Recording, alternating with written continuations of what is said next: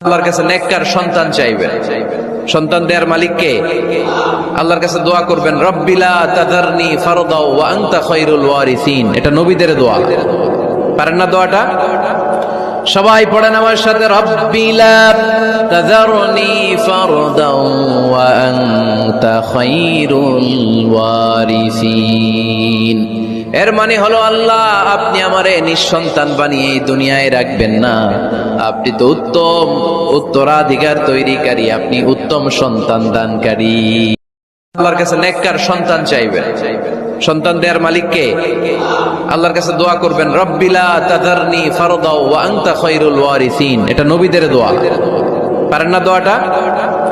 সবাই পড়েন আমার সাথে, রব্বিলা তাযারনি ফারদা ওয়া আনতা খায়রুল ওয়ারিসিন।